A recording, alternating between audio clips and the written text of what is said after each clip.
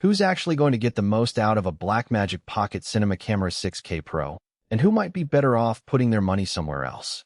If you're wondering whether the bundle with 2 extra NPF 570 batteries, a dual charger, and a microfiber cloth is worth the price tag for a typical creator, you're not alone.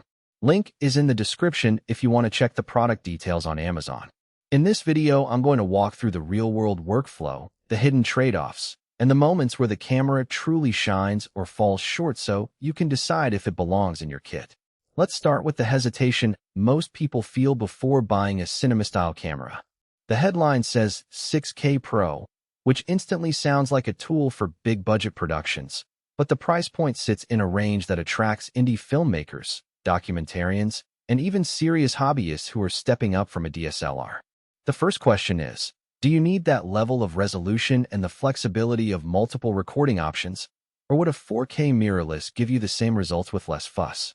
The Pocket Cinema Camera 6K Pro is built around a Super 35 sensor that captures a lot of detail, but the extra pixels only become a noticeable advantage when you're shooting in controlled lighting or when you plan to reframe in post. If most of your work ends up on YouTube or social feeds, you might be paying for a capability you'll rarely exploit. Now, let's talk about what the bundle actually adds to the equation. The 2 extra NPF 570 batteries and the dual charger solve a problem that many first-time Blackmagic owners hit: the camera's power draw. Shooting at higher frame rates or using the built-in ND filters can drain a single battery in under an hour. Having spares on hand means you can keep rolling through a day of interviews or an outdoor shoot without hunting for power outlets. The microfiber cloth is a small but thoughtful inclusion. The sensor is a big, sensitive piece of glass, and keeping it clean while you're swapping lenses on a windy set can save you a costly service call later. If you're a filmmaker who already owns a set of EF lenses, the 6K Pro's mount is a huge convenience. You can attach the lenses you already trust, and the camera will record in Blackmagic RAW or ProRes, giving you the choice between a highly editable codec and a more editing-friendly one.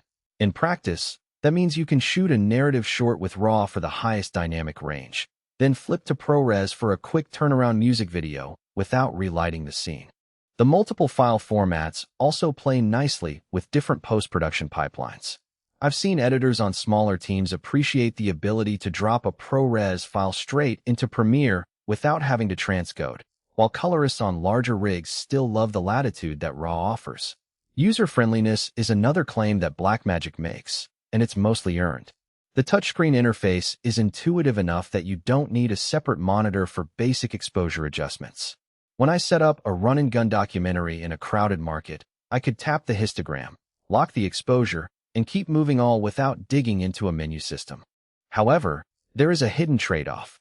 The camera's menu depth is still geared toward professionals, so newcomers might feel a bit overwhelmed the first few times they dive into the ISO and shutter angle settings.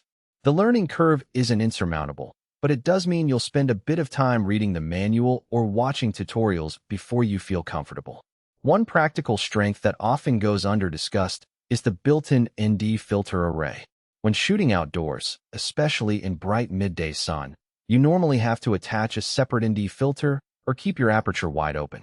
The 6K Pro's integrated ND sliders let you drop to a 2-stop, 4-stop, or 6-stop reduction with a swipe, which is a lifesaver for maintaining a shallow depth of field without overexposing.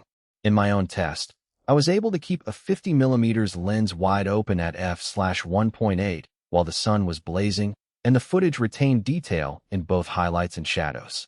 That level of flexibility is a concrete time saver on location. On the flip side, the camera's size and weight are worth mentioning. It's not a pocket-sized device. The body, battery, and a modest cage push the kit close to 2 kilograms. If you're planning a handheld run-and-gun style shoot for an hour-long event, you'll need a sturdy rig or a gimbal to keep fatigue down. The extra batteries in the bundle help with runtime, but they also add bulk. For pure vloggers who value ultralight gear, this camera can feel like overkill.